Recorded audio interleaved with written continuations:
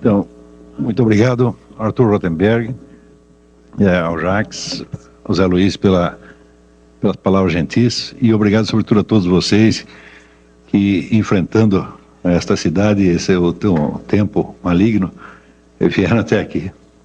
Bom, antes de tudo, queria dar um aviso, o seguinte: se alguém tiver alguma dúvida, não precisa esperar o fim da palestra, pode e deve me interromper. Se eu vejo que a explicação que a pessoa pede é muito complicada, eu mesmo a passo para o fim, senão a gente esclarece na hora mesmo.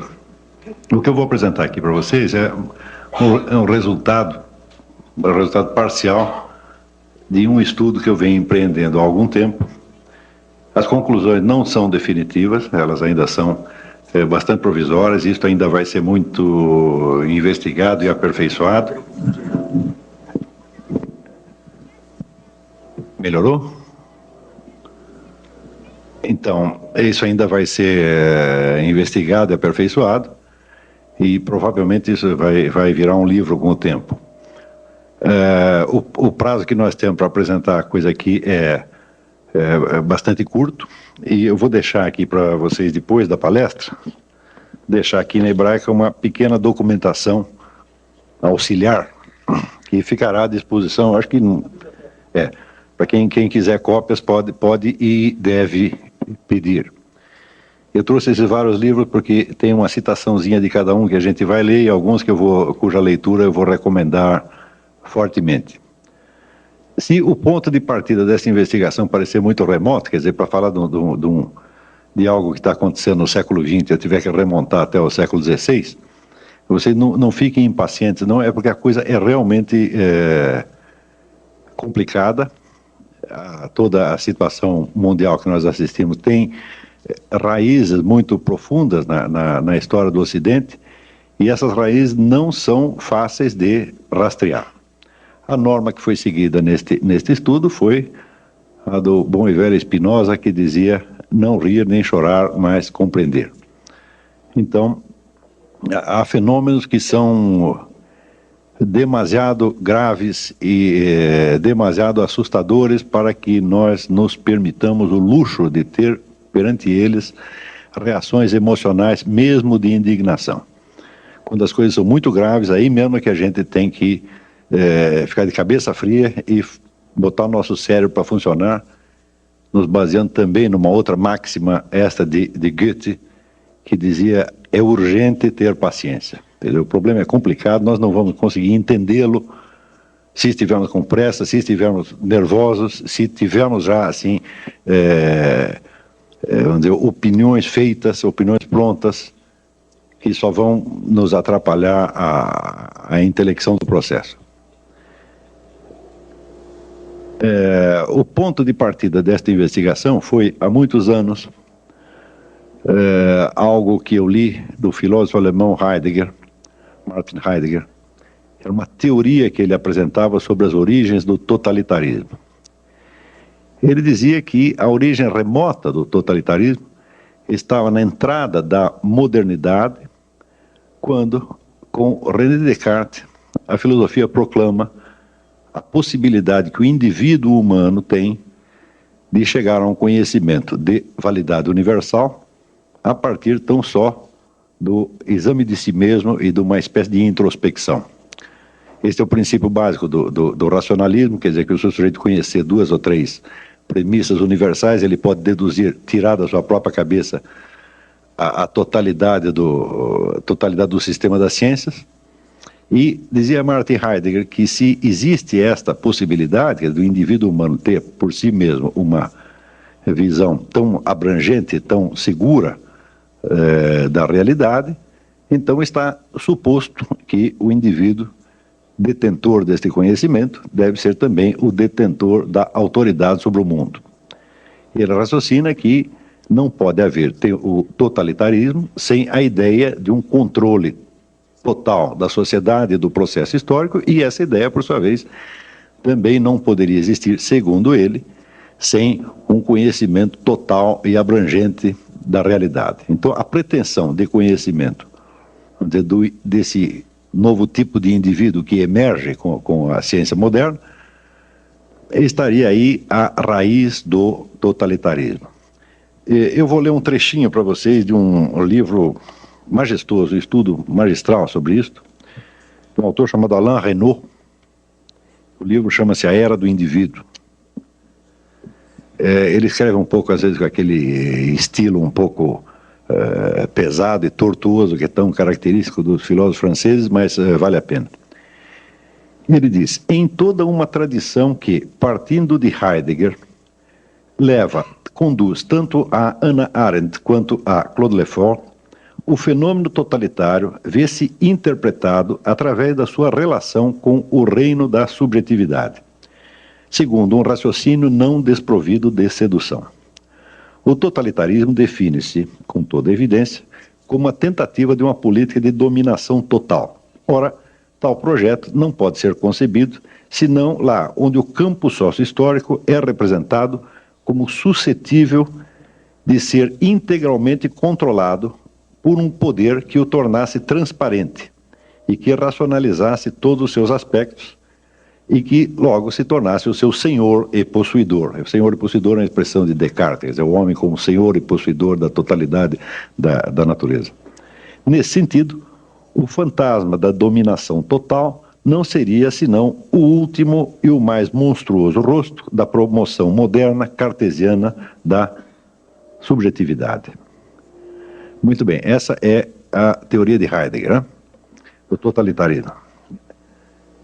Prosseguindo neste raciocínio, Heidegger diz que, com o racionalismo moderno, então, se no mesmo instante em que se inaugura o sonho ou a ambição de uma ciência universal capaz de dominar, portanto, o processo histórico e controlar totalmente a vida social, no mesmo instante aparece, então, o princípio da racionalização da sociedade moderna. Para a racionalização aqui se referia a Max Weber, que, colocando toda a sociedade, vamos dizer, a serviço de um processo industrial cientificamente organizado, elimina, então, vamos dizer, as ligações dos indivíduos com as suas respectivas comunidades de origem, ou seja, ela desacultura milhões de pessoas. Por exemplo, no começo da Revolução Industrial, massas inteiras de antigos artesãos abandonam as suas coletividades, abandonam as suas pequenas cidades e vão para a cidade grande, para a capital, onde se tornam operários de indústria ou desempregados. Então, criando uma multidão de pessoas desarraigadas, que já não tem mais aquela identidade cultural originária, aquela ligação pessoal que tinham com as suas comunidades de origem e que agora são como se fossem átomos soltos no anonimato da sociedade industrial.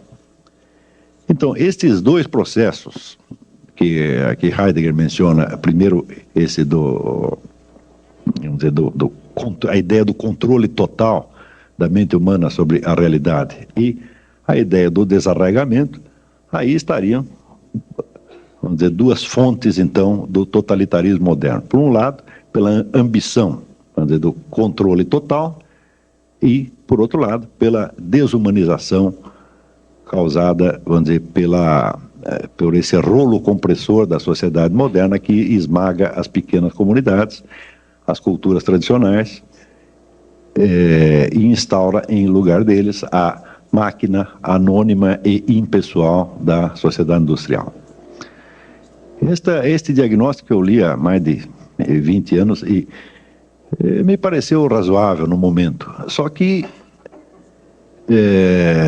mais tarde surgiram duas perguntas. A primeira pergunta é o seguinte, quer dizer que se o totalitarismo começa com essa exaltação da inteligência individual e da consciência individual, como é possível que a primeira coisa que o totalitarismo faça ao se instalar seja justamente esmagar todas as consciências individuais? Na verdade, se alguma consciência individual tem o primado num regime totalitário, só pode ser a consciência individual do governante e a todas as outras é negado, então, um privilégio similar de conhecer a realidade tão bem quanto ele acha que conhece. De modo que, se alguma consciência individual chegou a ser, vamos vamos dizer, exaltada e dignificada durante os regimes totalitários, certamente foi a de Hitler, de Stalin e assim por diante, Mao Tse-tung, mas não certamente a das demais pessoas que viviam sob o seu domínio.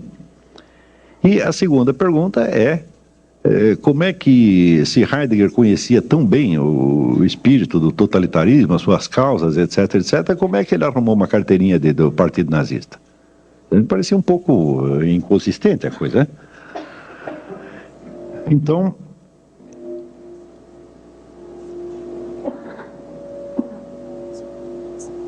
examinando a coisa por este lado, a gente pode observar que uma das promessas iniciais do Partido Nazista e que pareceram mais sedutoras ao público da época foi justamente a crítica da sociedade industrial moderna e o apelo ao arraigamento cultural, daquele negócio de sangue e solo. Quer dizer, a identidade nacional germânica, que seria, através do nazismo, segundo prometia, seria reconquistada, devolveria a estes pobres átomos soltos da sociedade industrial um senso de participação e de conexão pessoal com a sua comunidade. Ou seja,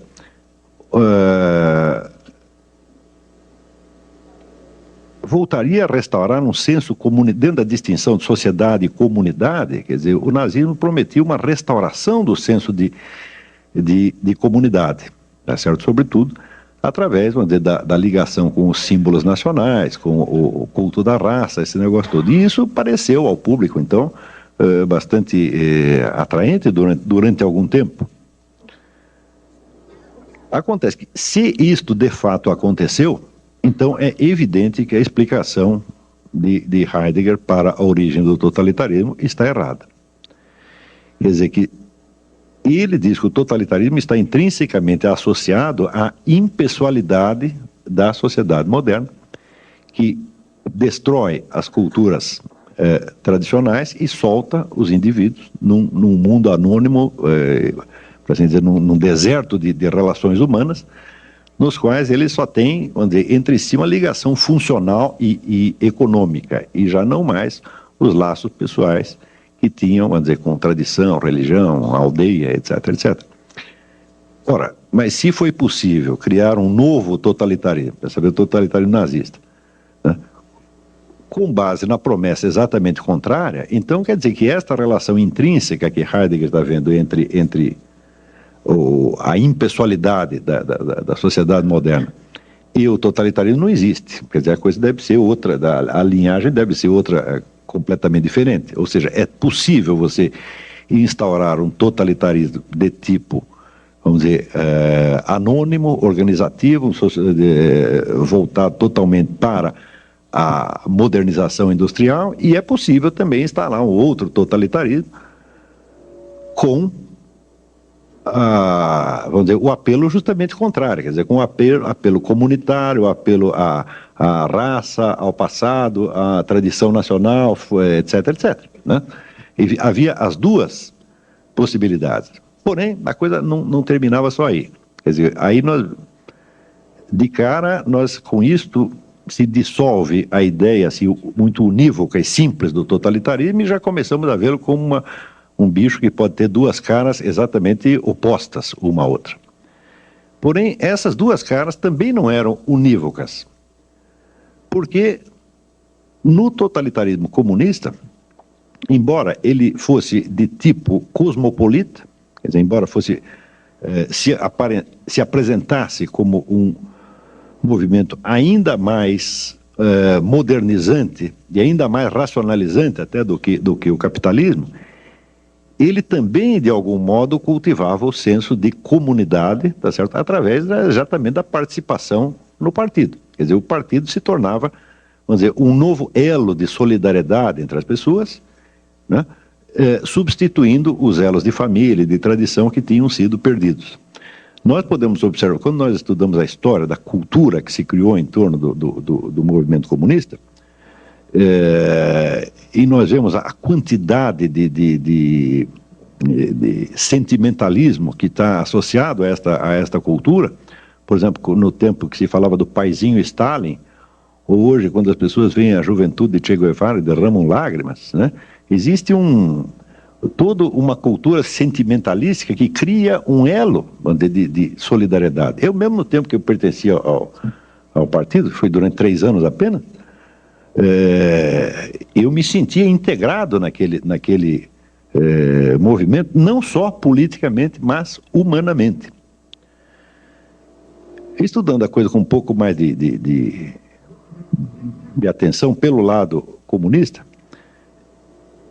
eu cheguei à conclusão de que houve tantas versões diferentes da ideologia comunista e tantas propostas diferentes relativas ao regime comunista que nós não conseguiríamos, de maneira alguma, defini-lo como um movimento ideológico unívoco. Existem ideologias comunistas e existem regimes comunistas concebíveis, mas tem uma coisa que tem unidade. É a unidade da cultura comunista. Quem quer que participe de um movimento esquerdista, ele se integra, de certo modo, não num movimento ideológico unívoco, ele pode ter divergência com todo mundo ali, mas qualquer que seja a linha a que ele pertença, ele se integra na cultura e, sobretudo, na cultura psicológica do movimento comunista. E essa cultura psicológica, ela envolve o indivíduo sob todos os lados. Quer dizer, você trabalha com comunistas, você vai no bar com comunistas, você faz festa com comunistas, você está sempre cercado daquelas pessoas que lhe dão um senso de identidade e de pertinência e até de irmandade. Tá certo? Então, peraí, o comunismo, que seria o totalitarismo mais seco, mais frio e mais racional, ele também tem esse componente emocional e comunitário profundo. E, por outro lado, o totalitarismo nazista, cuja ideologia, cujo discurso era voltado para o apelo comunitário, para a volta às raízes, etc., etc., ele, por outro lado, ele tinha um processo de modernização industrial tão racional, tão frio e tão desumano quanto qualquer outro. Está compreendendo? Então, isso observando só pelo lado ideológico, não estou falando das realizações criminosas dos dois regimes, abstraindo isto. Vamos fazer de conta que comunistas e nazistas eram boas pessoas, que nós não temos nada contra eles e que estamos apenas examinando as ideias deles, né? Ou seja, só examinando com o máximo de frieza e de isenção e levando em conta somente as ideias, nós daqui a pouco, por trás dessas ideologias tão bem justificadas, né, que uma fala, vamos dizer, em nome do senso de justiça e igualdade, e outra fala em nome do senso de comunidade e do resgate dos pobres átomos anônimos desarraigados na sociedade industrial. Quer dizer, por trás de toda esta bela conversa vai começar a aparecer o lado monstruoso já, sem nem precisarmos apelar ao reino dos fatos. Muito bem, mas se esses dois totalitarismos, que se apresentavam com faces opostas, cada um deles tinha dentro de si a face do outro, tá certo? Também, vamos dizer, anexada e como que geminada à sua própria face.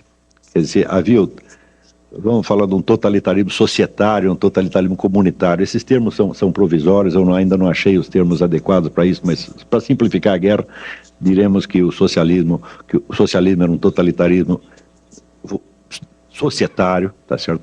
Quer dizer, voltado para uma dissolução ainda maior das comunidades tradicionais e para uma racionalização ainda maior da sociedade. E o nazismo como um totalitarismo de tipo comunitário, porque apelava a uma espécie de retorno às raízes e ao senso de identidade nacional, grupal e racial. Então, quer dizer, um desses totalitarismos, cada um deles, tinha a imagem do outro geminada a parte do outro que parecia a mais diferente dele, era uma componente dele próprio. Eu não sei se está ficando claro isso aqui. Está entendendo? Se houver qualquer dúvida, vocês me param, porque esse negócio é confuso mesmo, tá? Não, eu estou há anos fazendo o melhor que eu posso para ver se eu consigo achar, quer dizer, as pistas direitinho, consiga mapear esta coisa, dizer o que está acontecendo, afinal de contas, o que é isso, né? E, naturalmente, todos nós podemos errar, e às vezes a massa de informações que tem nisso é tão grande que eu mesmo acabo me atrapalhando. Então, vamos dizer, esta observação de que os dois totalitarismos, eles eram opostos na sua ideologia. Ideologia quer dizer um discurso pretextual. O que eu chamo de ideologia sempre é isto, né? A ideologia nunca diz o que você vai fazer. Ele diz em nome do que ele quer que você pense que ele está agindo. Não é isso? Essa talvez seja a melhor definição de ideologia essa. É um discurso pretextual, né? Então, se pegamos, vamos dizer, um partido qualquer, ele sempre terá dois programas. Tem um programa interno que é para a sua orientação, tá certo? Quer dizer, o que ele vai fazer realmente, a sua estratégia, etc, etc. E tem o discurso de autojustificação ideológica, que é o que ele quer que os outros pensem que ele está fazendo, mas que às vezes não é exatamente o que está fazendo.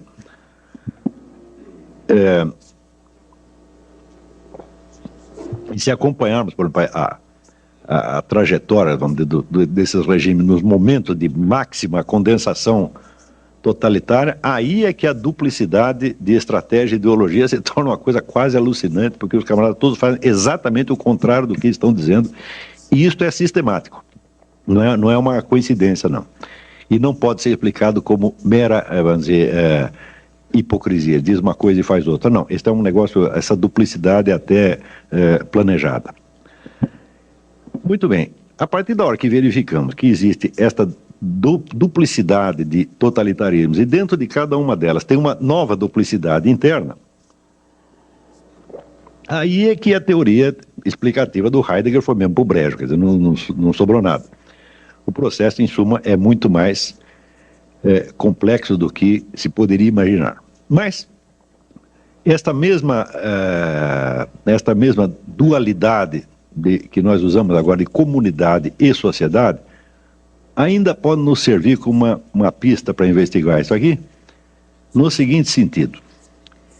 Em toda a sociedade humana que existiu até hoje, toda e qualquer sociedade humana, sempre existe, por um lado, os papéis sociais que as pessoas desempenham, ou seja, a identidade social que cada um tem, como, por exemplo, no momento eu me compreendo a mim mesmo como conferencista e vocês como auditório de conferencista, né? O Arthur Rothenberg se entende a si mesmo como presidente da Hebraica, etc, etc. Vamos dizer, são as identidades que nós desempenhamos na sociedade, com as quais nós nos mostramos e nos compreendemos a nós mesmos na sociedade.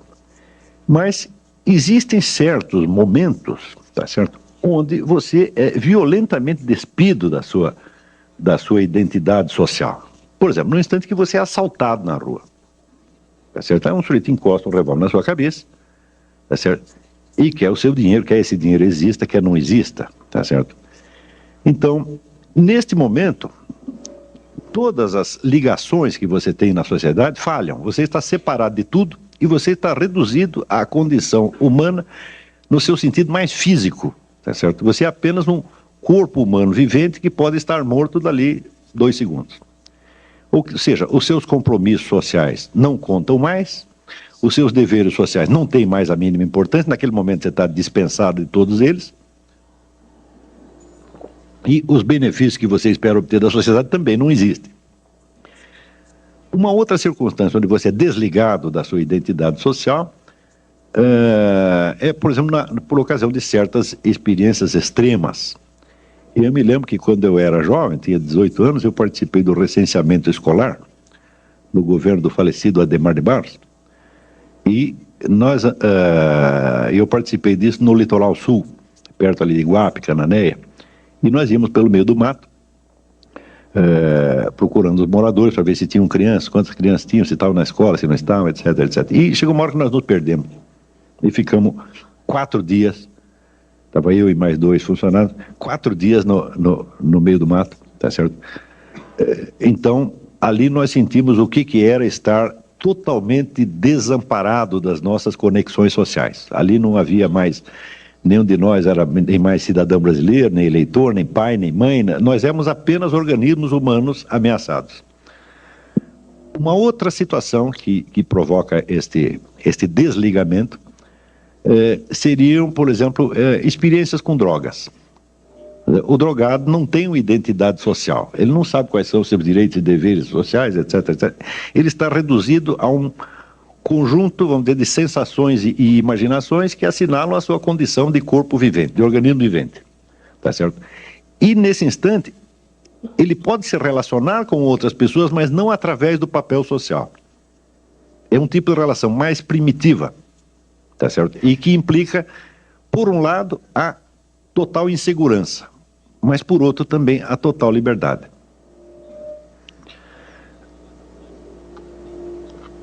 Muitas sociedades antigas compreendiam que o ser humano não pode viver permanentemente ligado à sua identidade social, mas que essa tem que ser, de vez em quando, dissolvida e o indivíduo tem que ser jogado em certas experiências mais radicais que o levem, para usar a expressão da Clarice Lispector, perto do coração selvagem da vida. Tá certo? Todo mundo tem uma necessidade. O ser humano tem uma necessidade profunda de vez em quando, se despir da sua identidade social e voltar a uma experiência mais direta e mais primitiva. Ora,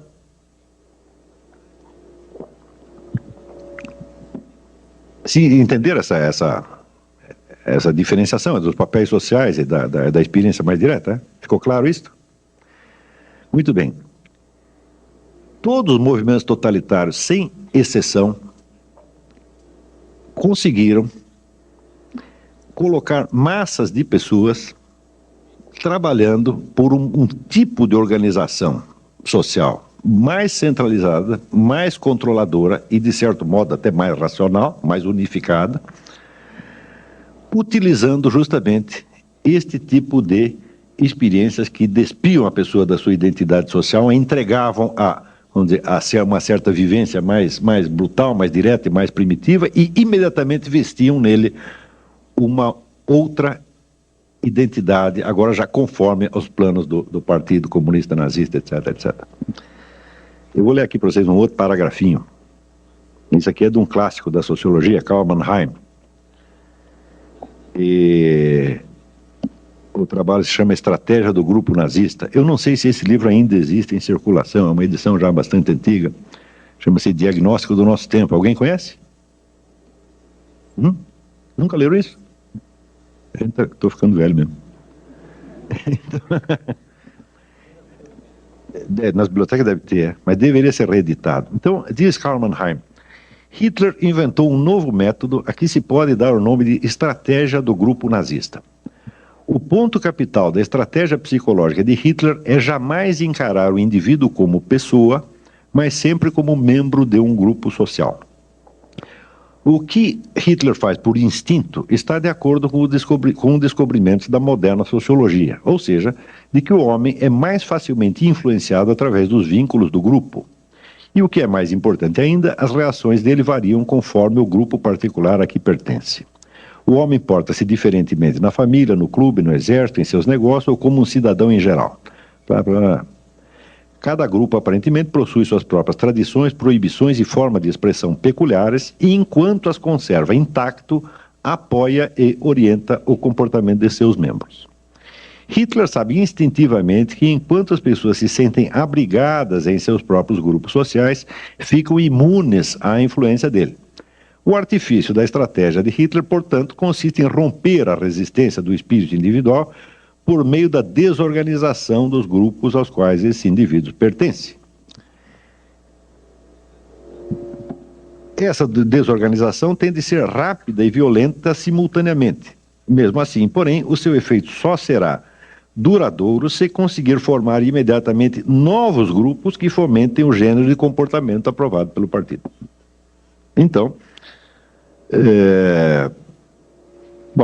assim, há duas fases principais na estratégia do grupo de Hitler: a decomposição dos grupos tradicionais da sociedade civilizada e uma rápida reconstrução baseada em um padrão de grupos inteiramente novo.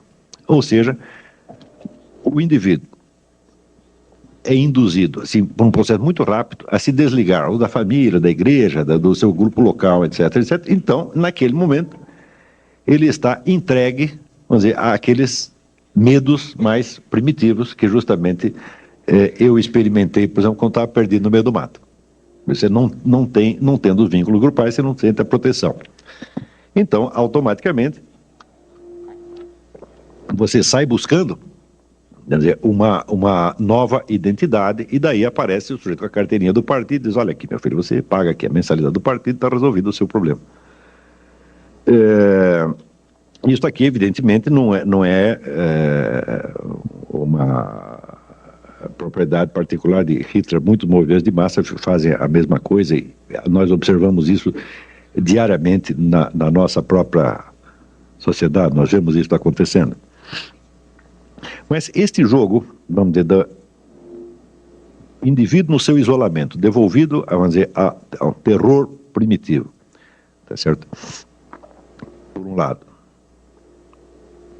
E, por outro lado, o indivíduo integrado no grupo e disciplinado segundo o grupo, aí também existe uma certa ambiguidade. Porque a integração no grupo subentende também a disciplina e a obediência, portanto, pode ser o veículo da opressão. E, por outro lado, a independência do indivíduo jogado no meio do mato e isolado dos seus vínculos grupais, pode significar, por um lado, o terror do isolamento e, por outro lado, também a liberdade. Com esses elementos psicológicos, todos os movimentos de massa sempre jogaram. É por isso que você entende que eles podem, por um lado, te prometer a liberdade no instante mesmo em que te submetem a uma disciplina ainda mais pesada do que aquela que você tinha antes. Quer dizer, você quer se libertar, por exemplo, você quer se libertar do seu pai? Eu digo, bom, agora vamos botar um comissário político nas suas costas e você vai ver o que é bom para tosse, tá certo?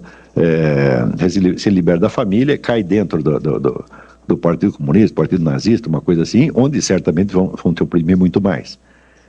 Então, existe esse jogo, na verdade, quádruplo. Quer dizer, o isolamento como terror e como liberdade. E a ligação como proteção e como opressão.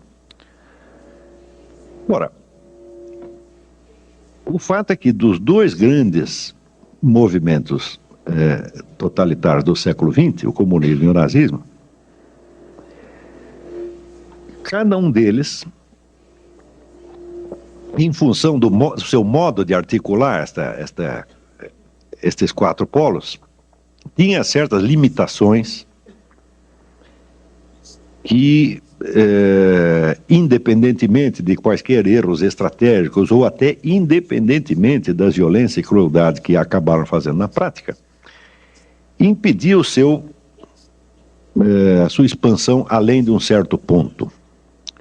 Ou seja, o senso de participação comunitária que se podia obter através do comunismo era bastante limitado, porque, afinal de contas, vamos dizer, uma comunidade internacional de proletários é uma comunidade anônima, é uma comunidade onde não existe mesmo a identidade individual, onde o indivíduo se dissolve, tá certo? Dissolve a sua individualidade numa multidão, né, de átomos iguais. Quer dizer, nesse sentido, o comunismo agravaria, vamos dizer, a impessoalidade da sociedade industrial, ainda que prometendo uma comunidade. E, por outro lado, a ideologia nazista, na mesma medida em que prometia aos indivíduos um arraigamento comunitário, por isto mesmo, era uma ideologia de tipo nacional e até racial, que só serve para quem é daquela nacionalidade e daquela raça. Quer dizer, eu não vejo... Quer dizer, no Brasil tudo é possível. Uma vez eu vi um sujeito na televisão dando uma entrevista, era o porta-voz do Partido Nazista Brasileiro, era um mulato. Eu não sei como é que ele conseguiu, mas eu não estou falando de brasileiro, estou falando de pessoas racionais. Racionalmente falando, quer dizer, uma ideologia da raça superior só interessa a quem pertence à raça superior, o que evidentemente não é o nosso caso, tá certo? Então, você vê que, não sei se vocês já repararam, mas sempre que existe uma teoria da superioridade racial, por uma maravilhosa coincidência, essa raça é sempre a do teórico. Vocês já viram algum teórico racista que pertence à raça inferior? Não é só eu pertenço à raça inferior, não. Então,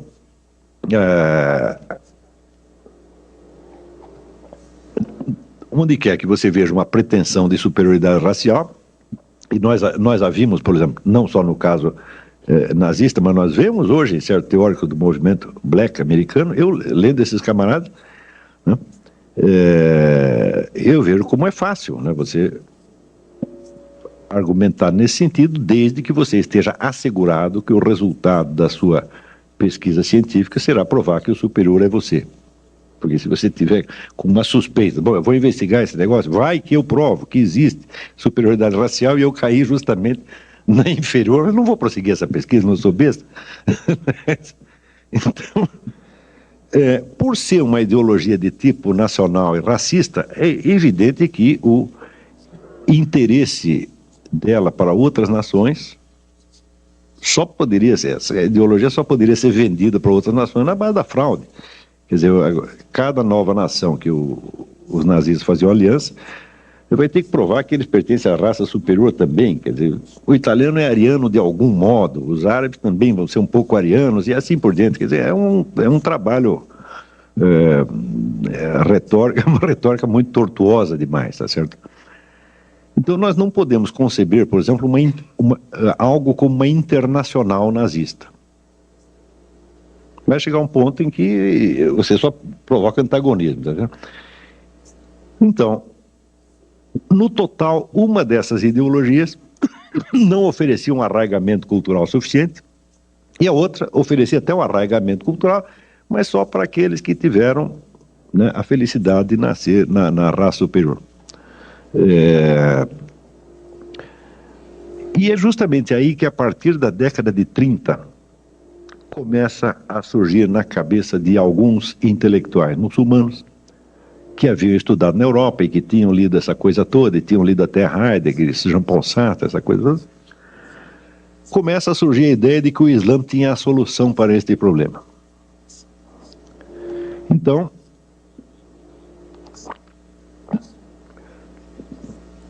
pelo lado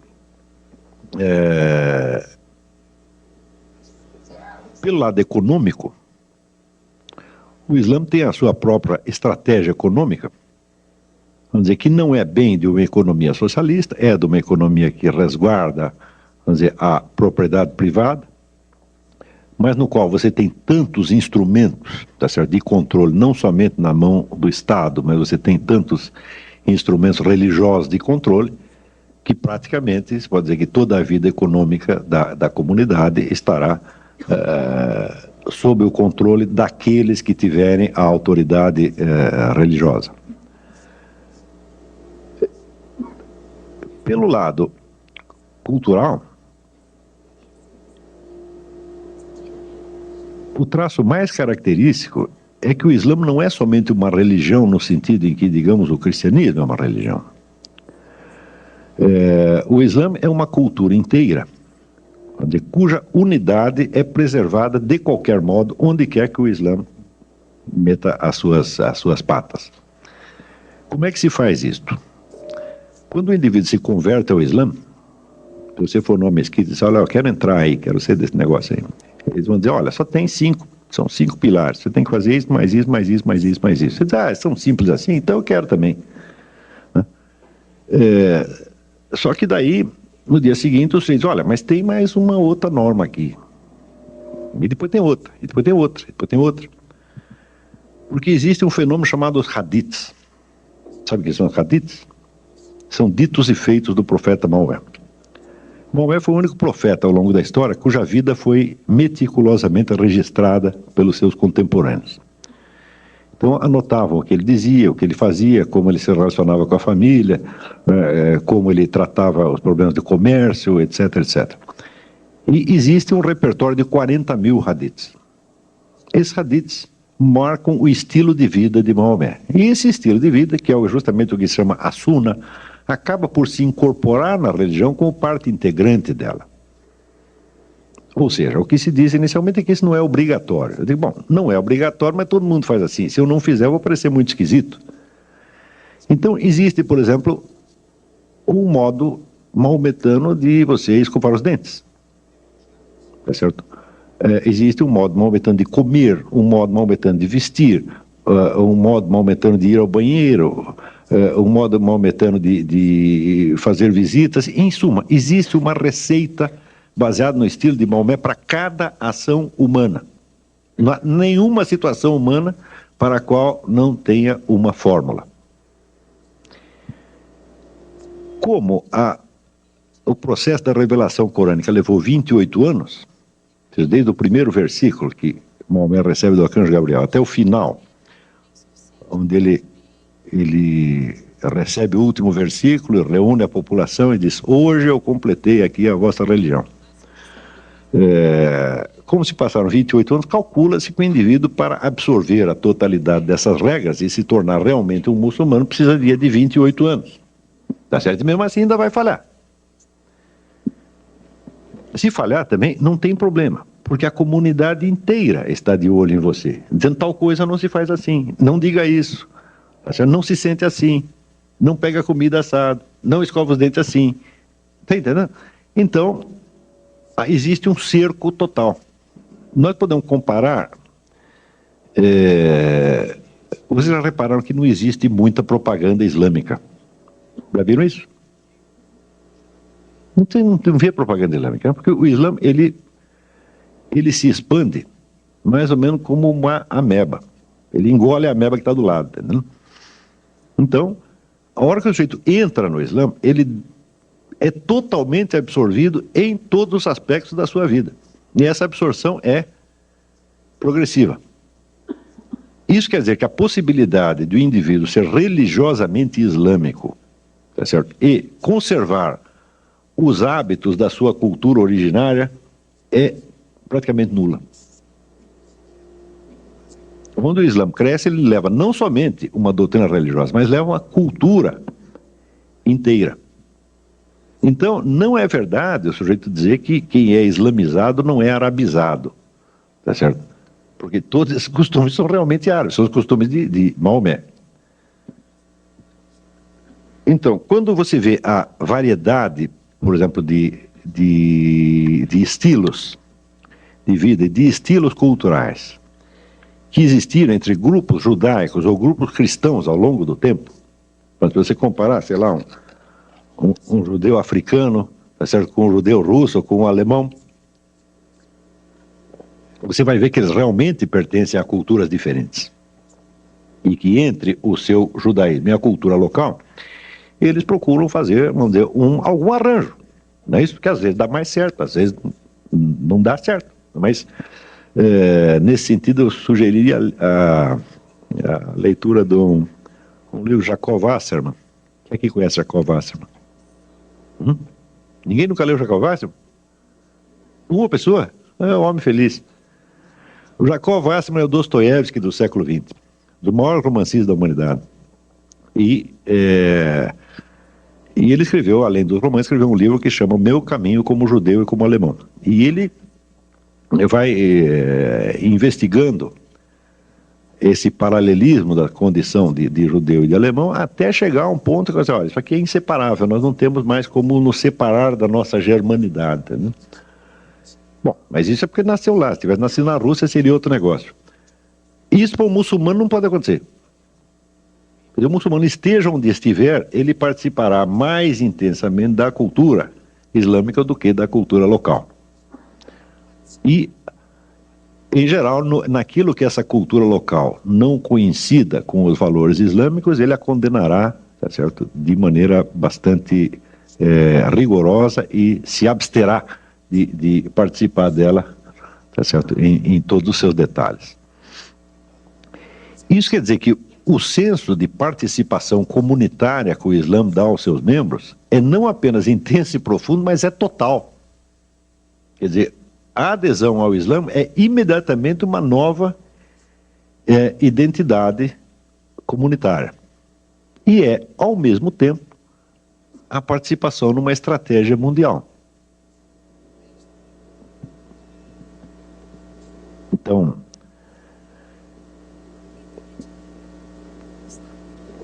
isso quer dizer que, contemplando o problema dos dois totalitarismos, o muçulmano da década de 30 e 40 começou a ter ideias.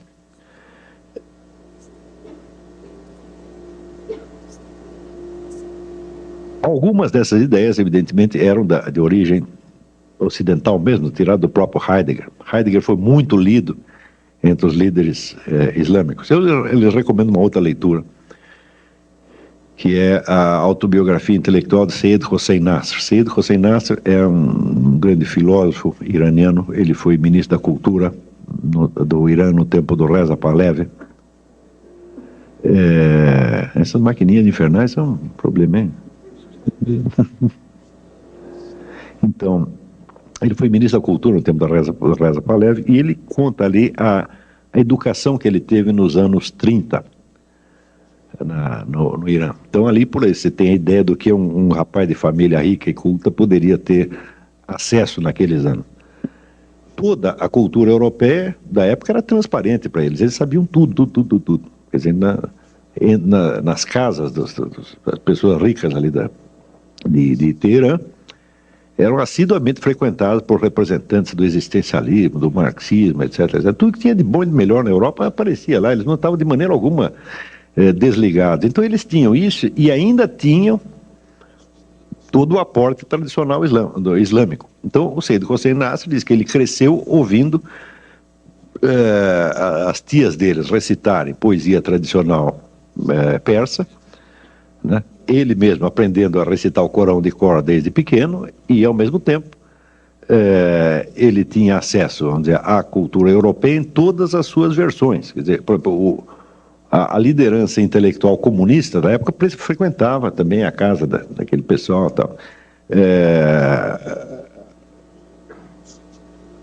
O pessoal ligado ao existencialismo, até existencialismo cristão, tal como Gabriel Marcel, também era totalmente conhecido ali. Então eles tiveram uma espécie de mostruário da cultura mundial, na qual ao mesmo tempo não tinham nenhuma participação ativa. Quer dizer, eles estavam vendo tudo e não estavam participando ativamente. Eles tiveram muito tempo para pensar nisso aí. Então, a ideia de que o totalitarismo islâmico pudesse resolver os enigmas, resolver as contradições dos dois totalitarismos anteriores, aparece também pelo fato de que que agentes dos dois regimes totalitários tiveram uma atuação intensa em todo o mundo islâmico, já desde antes da guerra e até hoje. Então, você vê, existe, por exemplo, um depoimento de um sujeito que foi chefe do serviço de inteligência romeno, chama-se Ion Mihai Pacepa. Não sei se você sabe, mas a União Soviética, nas operações dela no terceiro mundo, ela não jamais a KGB agia diretamente. A KGB agia diretamente na Europa e nos Estados Unidos. Para os países do terceiro mundo, ela usava os serviços secretos dos países satélites que eram treinados especificamente para isso. E esse Pacepa, ele diz nada menos que o seguinte, ele diz, olha, Yasser Arafat foi meu discípulo. Eu que dei toda a formação ideológica dele, eu garanto para você que ele é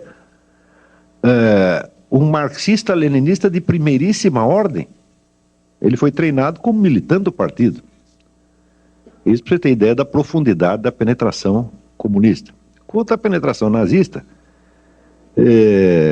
nós podemos dar dois exemplos. Um é bastante conhecido, um era o grande mufti de Jerusalém, que ainda durante a guerra fez uma viagem a Berlim, sendo recebido pelo Führer e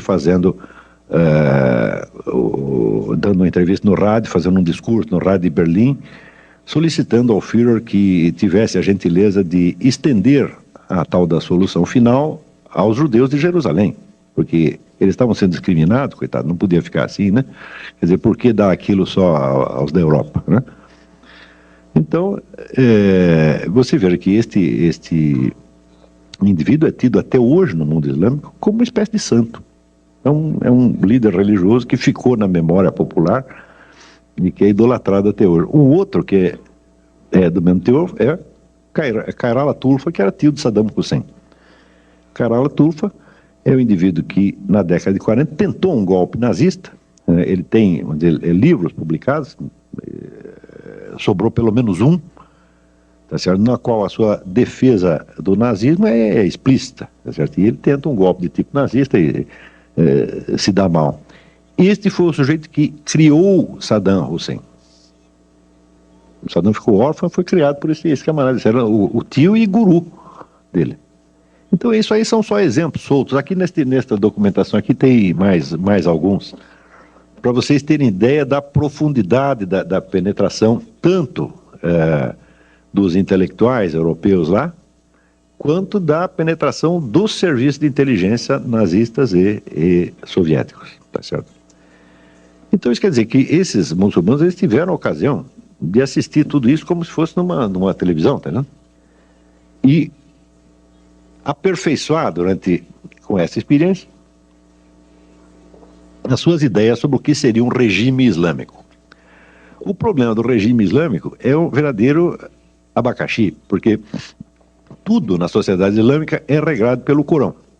Se você lê o Corão, que é um livro relativamente pequeno, umas 280 páginas, você verá que ele tem regulamentos sobre os hábitos diários, sobre a vida em família, etc. Ele contém todo um código civil. Esse código civil é ainda completado pelos hadith, quer dizer, pelos exemplos de Maomé. Então você tem talvez ali o código civil mais meticuloso do universo, tá certo? Porém, não tem um código do direito político. Não diz uma palavra sobre o que deve ser o regime político. Graças a este fenômeno é que surgiu este problema de xiitas e sunitas. Porque enquanto Maomé esteve vivo, então, de certo modo, ele condensava na pessoa dele os vários aspectos da sociedade e da liderança islâmica. Ele era ao mesmo tempo um líder religioso, um líder militar, era o guru da população, ele era ministro de todas as pastas e assim por diante. Então ele era o fator de unidade do regime entre aspas islâmico. Não havia regime nenhum, o regime era ele. E era um homem de um gênio absolutamente extraordinário, que tinha solução para todos os problemas. Então enquanto ele vivia, ninguém teve que raciocinar muito, porque ele resolvia tudo, né? Quando o sujeito morreu, no dia seguinte, já deu o rolo, porque aí eles perceberam que não havia regime nenhum. Então, primeiro, nós temos que eleger nós temos que ter um chefe esse negócio, né? Então, alguns achavam que esse chefe tinha que ser, vamos dizer, um continuador da obra de Maomé. Portanto, alguém investido também da missão profética e dotado do carisma profético. E outros disseram, não, de jeito nenhum, o único profeta que teve é esse. Ele disse que ele era o selo da profecia, então acabou, não tem mais profeta agora. Então tem que ter apenas um governante civil, tá certo? E o guiamento espiritual da comunidade deve caber à própria comunidade nos seus, vamos dizer, representantes mais eruditos e mais ilustres, que formariam o que se chama Uma. Uma é a comunidade, mas não a comunidade no sentido de todo mundo. A Uma é a comunidade de todo mundo que pensa e que está interessado no assunto, né? Então, esta entidade informal, a Uma, é que seria o guiamento espiritual da comunidade.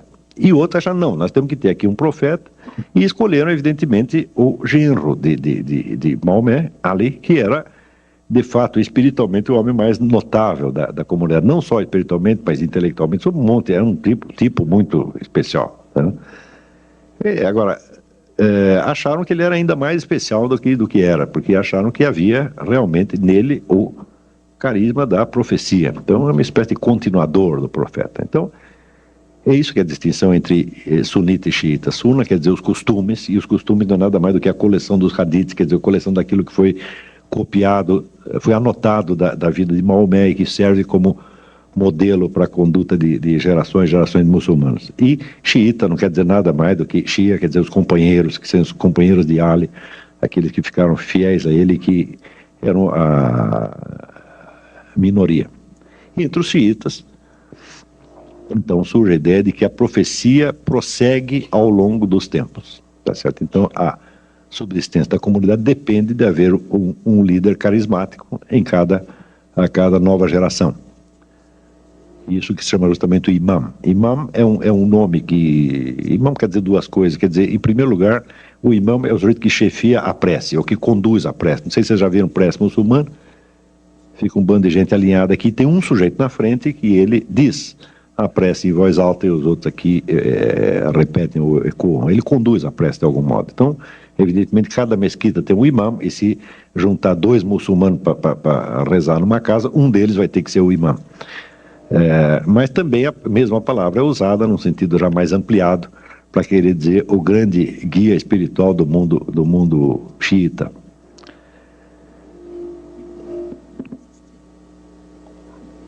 Esta divisão de sunita e xiita, então, já mostra, vamos dizer, a indefinição e a contradição interna do Estado Islâmico. Você falar de Estado Islâmico é até estranho, porque até hoje ninguém sabe o que é um regime islâmico. Durante muito tempo ficou assim, e esta indefinição fez com que ao longo do tempo se consolidasse uma noção muito peculiar do que é a legitimidade de um governo.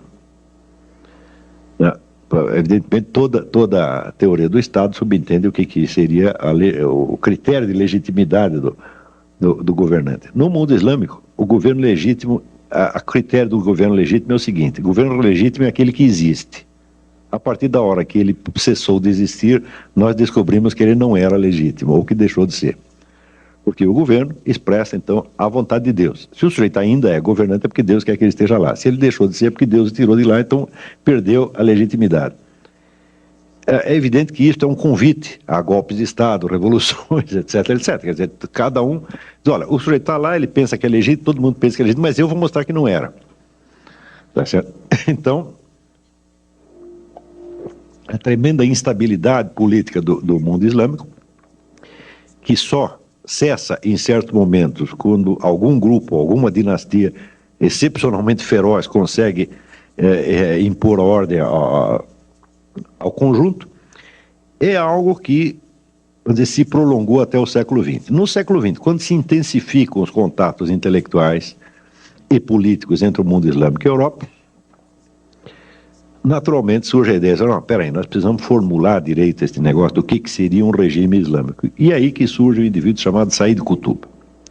Said Qutb era um revolucionário egípcio que escreveu um comentário ao Corão em 30 volumes, chamado A Sombra do Corão. Né? Isso aí, para mim, foi um ato falho freudiano, porque se fosse coisa boa, seria a luz do Corão, não a sombra. Né? Então, acho que ele de fato se enganou. Então, o que ele faz é uma interpretação politizada do Corão, versículo por versículo. Ele faz uma espécie de teologia da libertação islâmica. E este foi o fundador, depois, da entidade que se chamou a Fraternidade Islâmica, tá certo? Que é, vamos dizer, a entidade que dá um senso, vamos dizer, de unidade à militância islâmica em todo o mundo. É evidente que uma obra em 30 volumes eu não vou poder resumi-la nem em 30 linhas, muito menos em 30 palavras. Então eu não vou resumir, eu vou só dar um exemplo.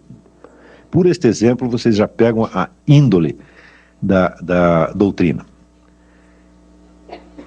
Said Qutb pega as sentenças do Corão, tá certo? E as interpreta baseado no pressuposto, islamicamente inteiramente aceitável e até obrigatório, de que as sentenças de Deus têm uma validade absoluta.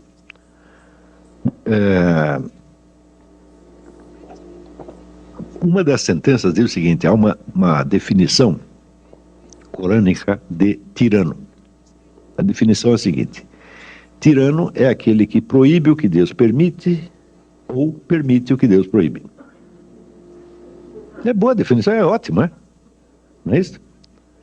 Se você entender, vamos dizer, a palavra Deus no sentido que se deve entender, que é, vamos dizer, aquilo que é o fundamento mesmo da ordem da realidade, não é isso? Então, vamos dizer, o tirano é o sujeito que ele quer, vamos dizer, tornar possível aquilo que na realidade é impossível. Ele quer tornar impossível uma coisa que já era perfeitamente possível, não é isso? Então, a definição não é ruim, não. Mas vejamos como Said Qutb a aplica. Ele diz, muito bem. Se, então, a única lei válida é a lei que Deus enunciou, que leis válidas existem? Então ele raciocina de acordo com uma ideia da corânica também, que é a ideia do povo do livro. Tá certo? Por exemplo, os judeus são um povo do livro. Por quê? Porque eles têm um livro sagrado que lhes foi dado por Deus. Os cristãos também, e assim por diante. Tem uma série de povos do livro. O povo do livro recebeu uma mensagem divina. Então, de certo modo, é um povo obediente a Deus. Porém, de acordo com a tradição islâmica, todos esses livros que foram recebidos pelos povos do livro foram copidescados e falseados por uma sucessão, tá certo, de editores bem ou mal intencionados. Então, só sobrou um livro confiável, que é exatamente o Corão. Olha, você tem essa tal de Torá, o negócio é bom, foi Deus, tá, mas vocês mexeram tanto nisso que você não sabe mais o que é o que não é. Então, eu vou resolver o seu problema. Toma lá o Corão, tá certo, que é a última edição, tá certo, fiel e estável. Né? Você lê e diz, mas não parece, né? Não parece, mas é. Não parece porque a sua está alterada. Essa aqui é que está inalterada. Então, se é assim, bom, a conclusão é que somente os regimes que são baseados exatamente na lei corânica é que são legítimos. Os outros são todos tirânicos. Todos, sem exceção. E, ora, lutar contra a tirania faz parte do jihad. Jihad, o pessoal entende que é guerra santa, não é. Jihad é esforço, é ascetismo, quer dizer, faz parte do aperfeiçoamento do sujeito na prática da lei islâmica. Ele tem que fazer um esforço. E a luta contra a tirania, tal como entende Said Qutb, a luta contra a tirania faz parte do jihad, portanto faz parte das obrigações islâmicas. É uma daquelas milhares de obrigações que vem depois das 5. Né? Começa com 5 e termina com 40.005. Quando chega na 30ª, 90ª, etc., tem o jihad. Resultado, todo e qualquer cidadão islâmico que esteja vivendo num país sob regime não islâmico tem a obrigação de lutar para derrubar o seu governo.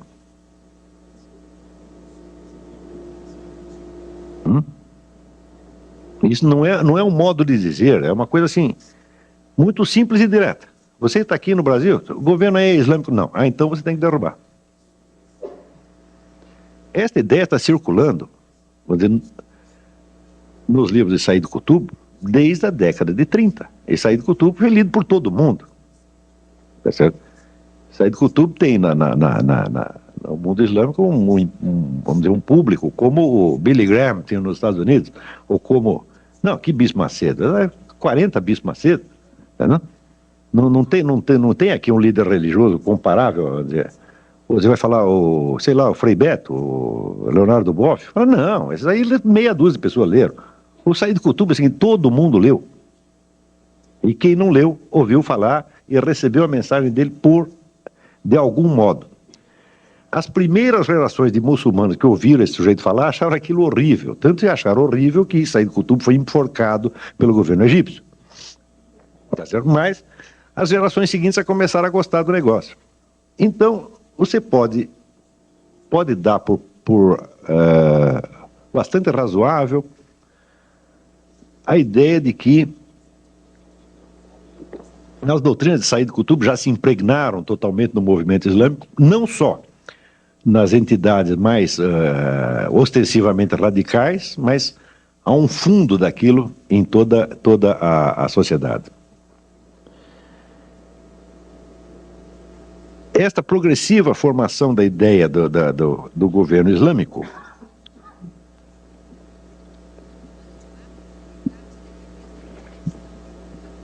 chega, vamos dizer, a uma espécie de perfeição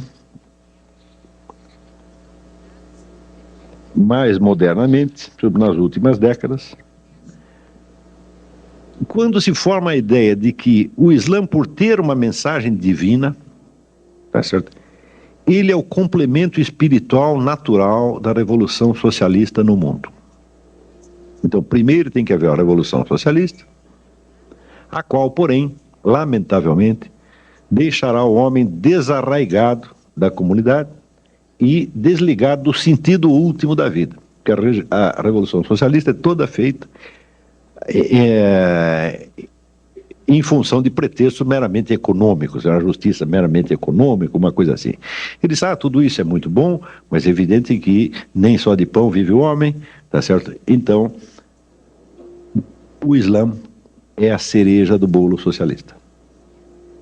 Quer dizer, depois de feita a Revolução Socialista, nós indicaremos ao mundo já socializado o caminho de Deus, tá certo? Então, digamos que o socialismo seria para o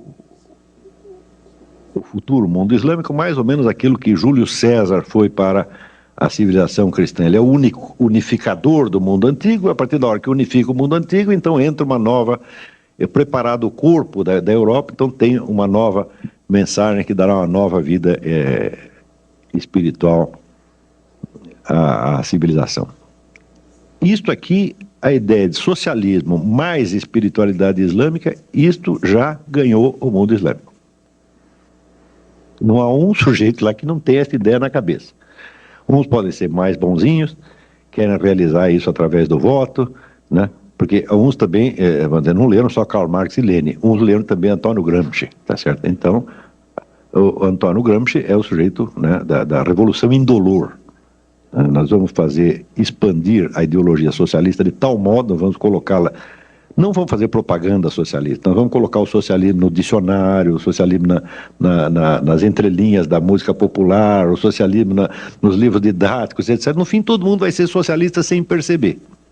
Quando todos forem socialistas sem perceber, tá certo? Daí passaremos para o socialismo, assim, num passe de mágica, sem necessidade de nenhum trauma. Então, existem também os islâmicos gramscianos. E também nós podemos ir social islamizando a cultura mundial de tal modo que, no fim, a transição se fará de maneira indolor. Bom, não é necessário ser muito inteligente para perceber por que nesta perspectiva, surge o fenômeno do neo-antissemitismo. Por que os judeus saem mal pelas duas possibilidades? Quando eu comecei a estudar isso, veja esse fenômeno do neo-antissemitismo, que agora está todo mundo assustado, e todo mundo considerando um negócio imprevisto, eu devo me gabar, tá certo? Se é que isso é motivo de se gabar, de que muitos anos atrás eu já sabia que isso tinha acontecido. A partir desses estudos, eu falei, mas é impossível, os caras vão querer, mas daqui 10, 15 anos vão querer tirar o judeu do caminho. Porque, do ponto de vista da cultura socialista, o judeu é o representante do capitalismo. Isso, pelo menos, é o que diz Karl Marx. Karl Marx dissolve a ideia mesma de uma identidade judaica. Isso não existe. O que existe é o capitalista. E eles são os capitalistas. Então, se a hora que nós destruímos o capitalismo, a identidade judaica irá para o brejo. Tá certo? E os judeus se integrarão na cultura socialista como todo mundo. Esta ideia, vamos dizer, foi levada ao pé da letra por Lenin. Lenin, então, logo toma o poder, ele cria no Partido Socialista, no Partido Comunista, uma famigerada seção judaica. A função da seção judaica era treinar militantes para que, se prevalecendo das suas ligações de família e de língua, penetrassem então nos grupos judaicos para espionar, denunciar, etc, etc, etc. Talvez alguns aqui tenham ouvido falar do famoso Rabino Schneerson, que era o grande santo, líder espiritual judaico no tempo da Revolução Russa, e que foi o sujeito que mais pagou por esta brincadeira, que passou 22 anos na cana, um negócio assim.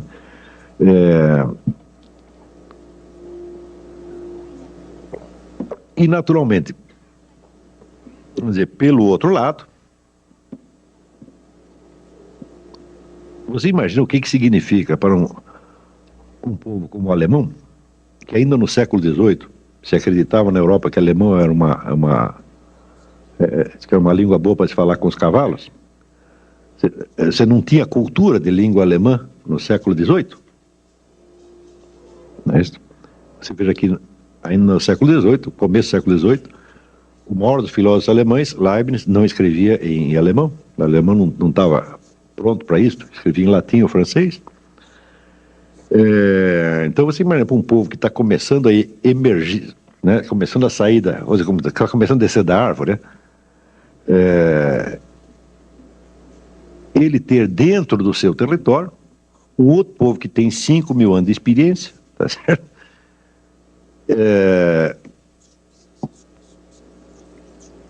E que é, pela sua simples presença, a prova da inferioridade da população local. É horrível isso, dói no cotovelo, que é uma coisa medonha, né? Então, não precisamos nem especular outros motivos pelos quais surge o antissemitismo alemão. Quer dizer, um povo antigo, organizado, culto, capaz, que tem, vamos dizer, a coisa mais básica para o sucesso na vida, que é o capital cultural herdado. Não tem nada que ajude você, tanto na vida quanto você já recebeu isso de casa, tá entendendo? O alemão não tinha isso, tá? Então, basta isso para... Claro que houve outros motivos, mas este já é um motivo suficiente.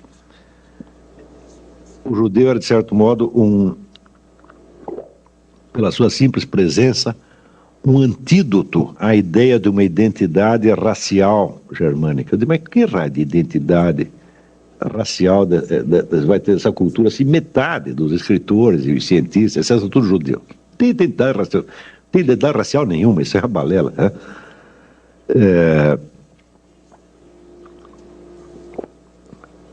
Então, é claro que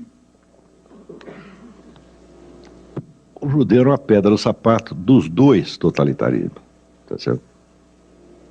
Então, como esses dois já tiveram a sua chance no mundo, e embora o comunismo ainda seja, de algum modo, uma coisa atraente para muitas pessoas,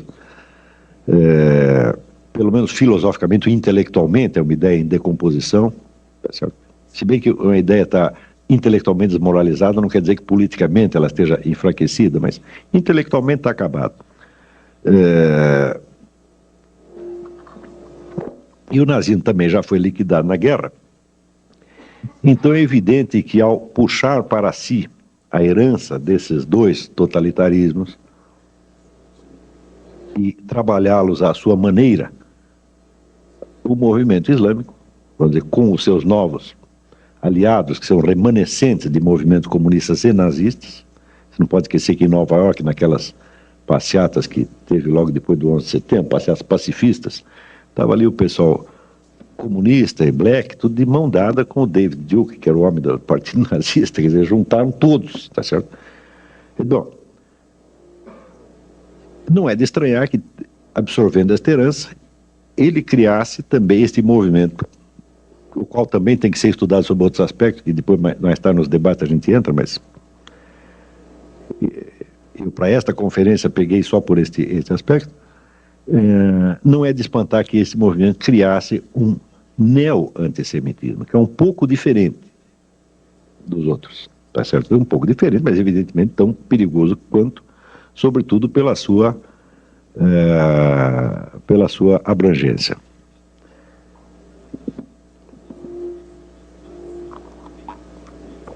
Agora, tem um lado desagradável da história.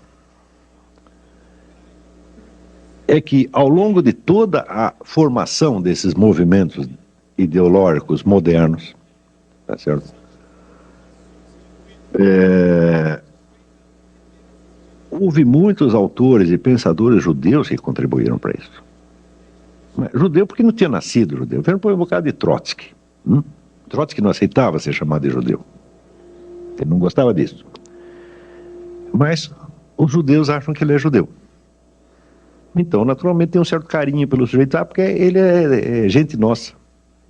Não é isso? Assim como, por exemplo, agora, faz uma semana, no Congresso de Israel, alguns deputados pediram que o governo israelense fosse processado e punido pelo Tribunal Penal Internacional. É um caso estranho de você pedir, vamos dizer, uma intervenção estrangeira no seu próprio país. Quer dizer, você pega a soberania e diz, olha, aqui não é mais soberano não, tira esse sujeito aí, quem manda agora é o Tribunal Penal Internacional. E 2 desses deputados eram de origem árabe, mas tinha um monte que não eram, tá certo? É evidente que a primeira vez que o Tribunal Penal Internacional tirar um governante de dentro do seu país, o seu país não existe mais como nação soberana. Me parece uma coisa bastante bastante óbvia. A soberania significa justamente não poder ser julgado a não ser pelo seu próprio povo. Aí você tem uma entidade estrangeira que tem mais poder do que o seu governo, acabou a soberania. Então, dois deputados, um grupo de deputados pede lá a soberania nacional. Naturalmente, esses deputados também dizem, mas eles são judeus, eles são gente nossa, nós temos que carregá-los no colo. Né? Eu digo, esse é um problema. No dia da passeata anti-Bush, lá tinha um monte de judeus fazendo passeata, junto com o pessoal black, não é isso? Que é aquele que, tipo Louis Farrakhan, né? E também com David Duke. Mas quando chega em casa, o que pensa? A mãe dele, a avó dele, a tia dele, diz, não, ele também é judeu, ele é gente nossa. Entendeu? Então fica carregando toda essa gente no colo, e você sabe como é que essa história termina. Não é isso? Então, vamos dizer, para terminar esta parte, eu gostaria de fazer um lembrete que talvez não soe tem muito agradável, mas veja, o povo que protege os seus próprios traidores, ele paga duas vezes. Ele paga pela traição que sofre e paga porque ele leva a culpa da traição. Tá certo? E isto já aconteceu com os judeus muitas vezes ao longo da história. Então, na hora que surge, por exemplo, a noção de...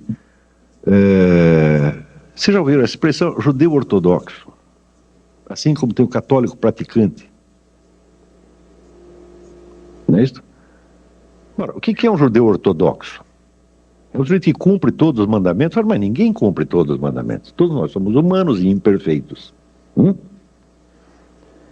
Antigamente, quando um judeu não cumpria alguns mandamentos, ele esperava que os outros rezassem por ele e desse tudo certo, não era assim?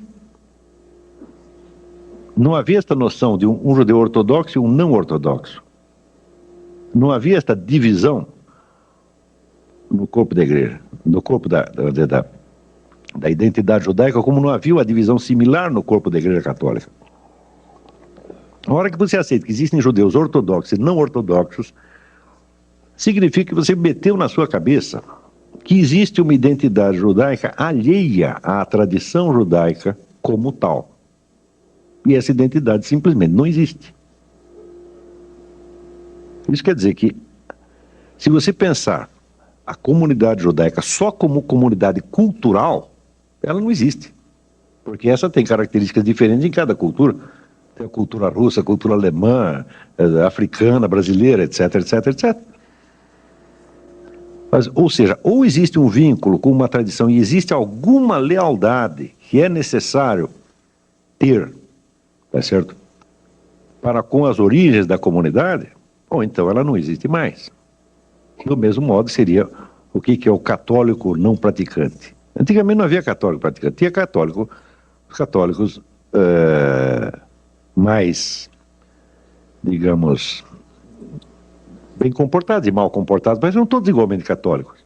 O sujeito que nunca ia na Idade Média, o sujeito que nunca ia na missa, nunca confessava, nunca comungava, tá certo? Mas tinha sido batizado, ele era tão católico quanto os outros. Não se dizia, tem o praticante e o não praticante. Na hora que você aceita que existe o ortodoxo e o não ortodoxo, ou o praticante e o não praticante, você está cortando no corpo da sua identidade comunitária e você está correndo perigo a partir desse momento. O perigo pode levar uma década, 2 décadas, 1 século, 10 séculos para aparecer, mas algum dia te pegam, não é certo? E quando pegam, não é brincadeira? Então,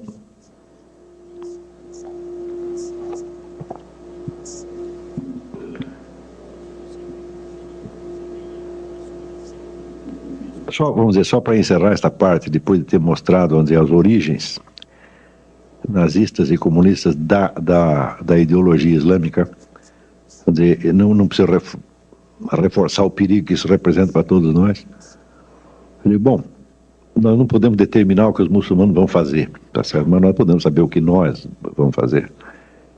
E eu sei que não é da minha conta, nunca se deve dar conselho para ninguém, tá certo? Mas não esperem de mim que eu passe a mão nas suas cabeças, digo vocês são maravilhosos, etc, etc. Eu não estou aqui para fazer isso. Se eu puder, gostaria de fazer alguma coisa útil, tá certo? E não simpática. Eu acho que a coisa útil a dizer, no momento, é que todo este processo ideológico do mundo islâmico é muito consciente, muito determinado, tá certo? Tem planos e ambições de escala mundial mesmo, eles não vão dar moleza a ninguém, e que, se, por exemplo, dentro da comunidade cristã, de uma comunidade judaica, nós começamos a dar moleza para eles, eles vão acabar conosco. Era isso que eu tinha a dizer um momento. Estamos abertos para discussões aqui. Obrigado.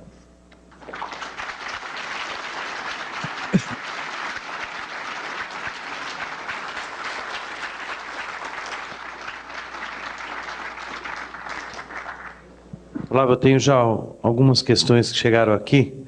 Na verdade, aqui é uma frase para você comentar. É do Márcio Mendes. A terceira grande guerra instalou-se na política, na economia, no social, com destaque na religião. Militarmente, num espaço não medido de tempo, a deflagração total será sentida. Pede o seu comentário da frase. Se é que eu entendi o que você quis dizer, eu acho que você tem razão, sim. Quer dizer, nós já estamos vivendo essa guerra, né? Isso já está instalado. A guerra existe a partir do momento em que um dos personagens envolvidos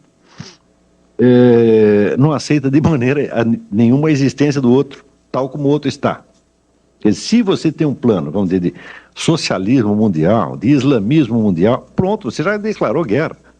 Quer dizer, você poder realizá-la materialmente ou não, bom, isso depende de você ter um pouco mais de dinheiro, um pouco mais de sorte, um pouco mais de tempo, tá certo? E às vezes acontece que, estando decidida já a guerra, ela acaba não se realizando, mas enquanto não tirarmos essa ideia da cabeça das pessoas, elas vão estar em guerra conosco.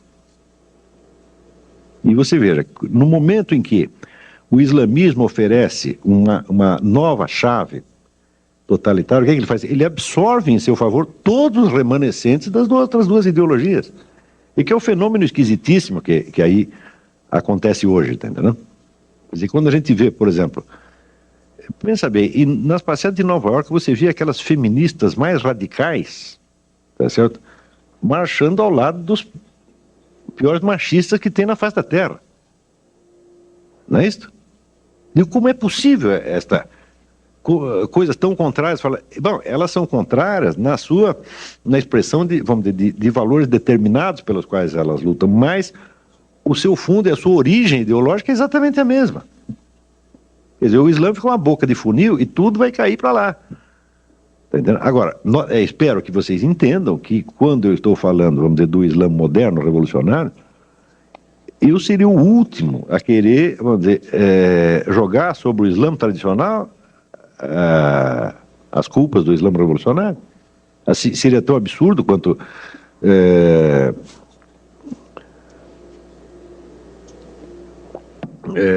jogar sobre os primeiros cristãos as culpas posteriores da Inquisição, etc. Não tem sentido.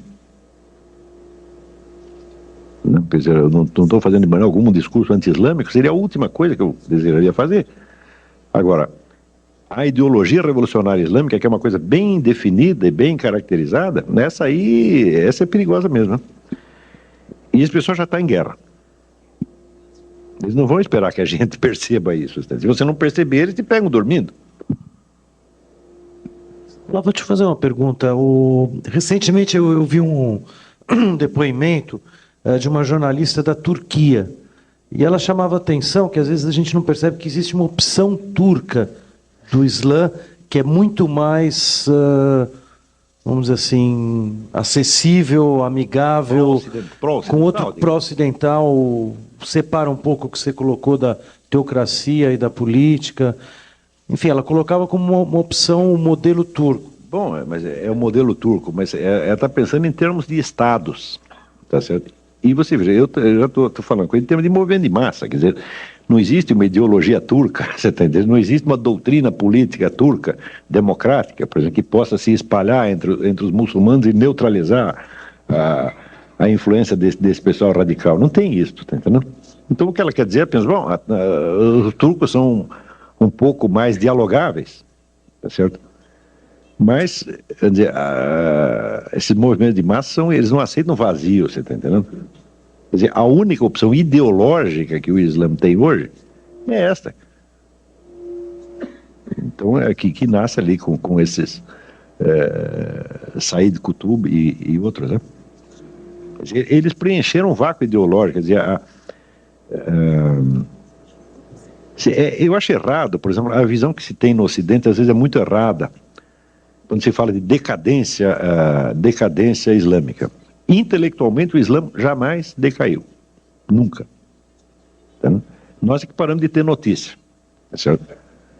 Mas, por exemplo, tem um livro que eu recomendo, chama Un Islam iranien, do Henri Colban, é um grande historiador da filosofia, tá certo? Que dá ideia, vamos dizer, da tradição filosófica iraniana, tal como ela continuava até o momento que ele estava escrevendo aquilo, que era a década de 40, 50, é uma coisa muito impressionante. Quase que o Irã sozinho ele tem mais e melhores filósofos do que qualquer país da Europa, considerado individualmente. Isso nunca parou. Vocês leiam o Said Hossein Nasr, um monstro de filósofo. É verdade que ele foi botado de lá para fora, foi expulso do Irã pelos ayatollahs. Mas é que ele é um muçulmano de tipo antigo, um muçulmano tradicional, e os caras vêm com a ideologia revolucionária, então não tinha lugar para ele. Lá vai uma pergunta breve aqui, mas onde se insere o terrorismo nesta organização, entre aspas? Bom, o terrorismo é exatamente o que estava no Karl Mannheim, né? O terrorismo serve sobretudo para duas coisas. A primeira é exatamente essa que diz Mannheim, que é desorganizar a sociedade, fazer com que as pessoas se sintam desamparadas. Você veja, quando você, no Rio de Janeiro, por exemplo, quando você vê assalto para tudo quanto é lado, narcotráfico, etc., você fica com raiva de quem? Dos traficantes? Eu nunca vi ninguém com raiva dos traficantes. Você fica com raiva do governo. Não é assim? Isto é a estratégia do grupo nazista, como diz o Mannheim. Você se sente desamparado pelo seu grupo, você fica com raiva do grupo e se afasta dele.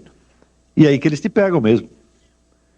Tá certo? Então o terrorismo é sobretudo esta arma psicológica para fazer você ficar com raiva do seu governo. Nós vimos o que aconteceu na Espanha. O pessoal ficou com mais raiva do Aznar do que de quem jogou a bomba.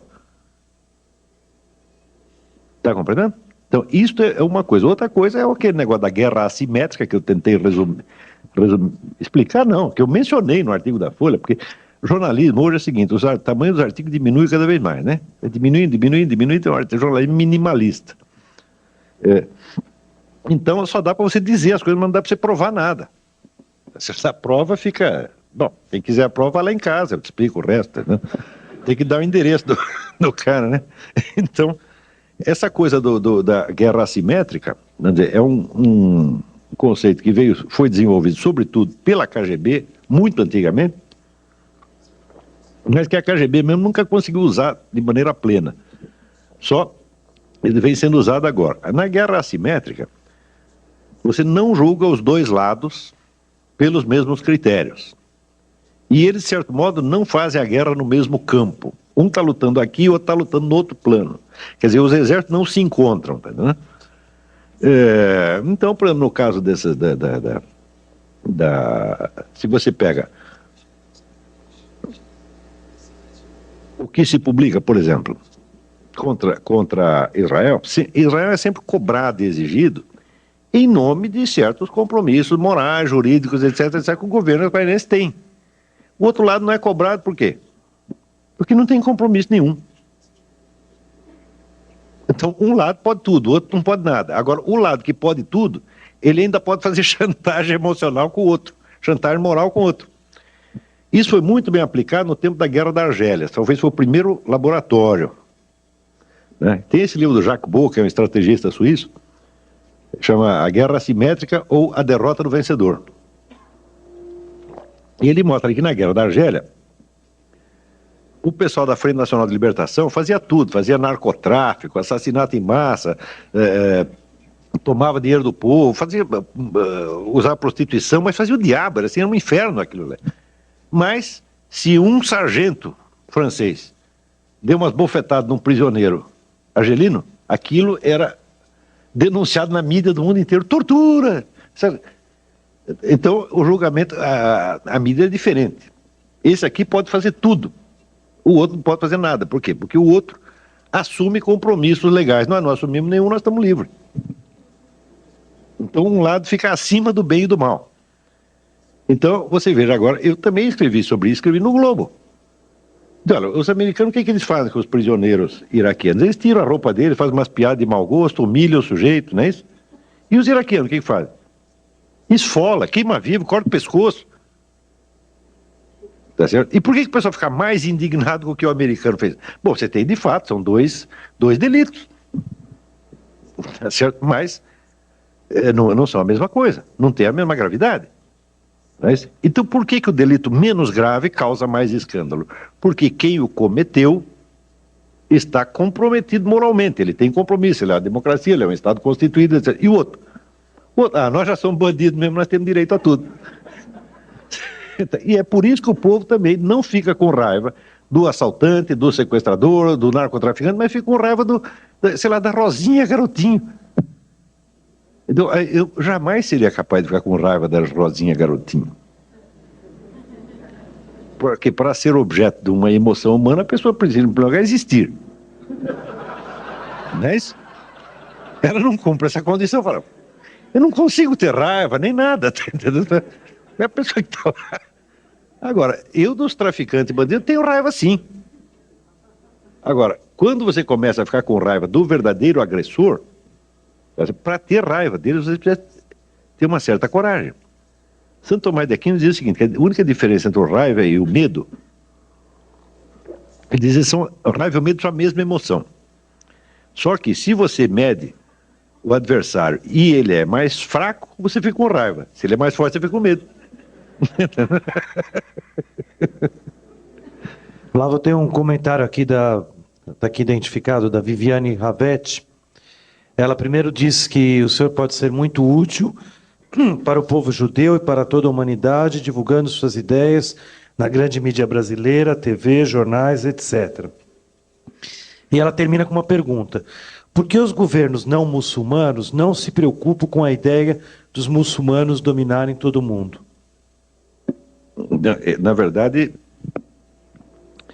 eu acho que a grande pergunta para as próximas décadas, eu não sei a resposta dessa pergunta, você vê que existe um remanescente de movimentos de massa, tanto comunistas quanto nazistas, você soma tudo o que era anti-ocidental, e que, por isso mesmo, é também por tabela é anti-judaico, tudo isso se reúne numa ideologia que hoje se chama nacional-bolchevismo. O teórico do nacional-bolchevismo é um filósofo russo chamado Alexandre Dugin. Ele fez assim mas a desgraça pouco é bobagem, você está entendendo? Por que só comunismo? Tá entendendo? Não, já junta com o nazismo, já junta com tudo uma vez, tá entendendo? E ele fez esse negócio e, note bem, no começo parecia loucura. Mas a hora que eu vi aquela passeata em Nova York, todo mundo junto, eu falei, louco não é o Dugin, louco sou eu que não entendi que esse negócio ia acontecer mesmo, tá entendendo?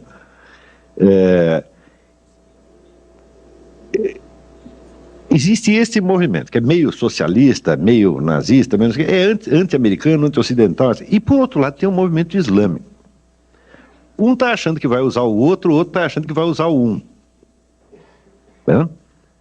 Esta é a pergunta para as próximas décadas. Quer dizer, quem vai se utilizar de quem? Cada um está esperando que vai usar o outro. Tá?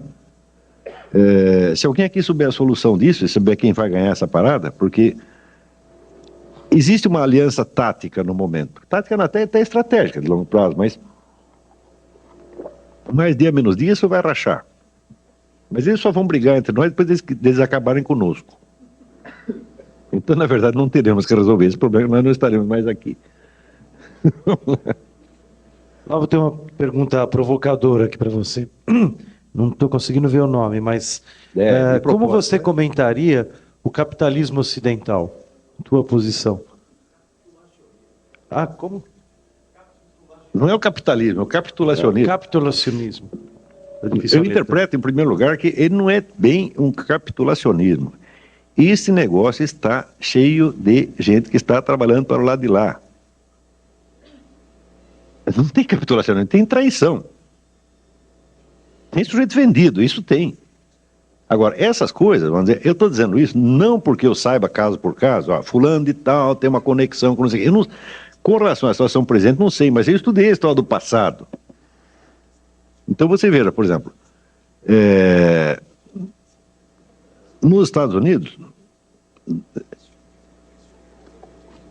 houve aquele forrobodó nos anos 50 porque o tal do Joe McCarthy disse que havia 57 agentes soviéticos no governo americano.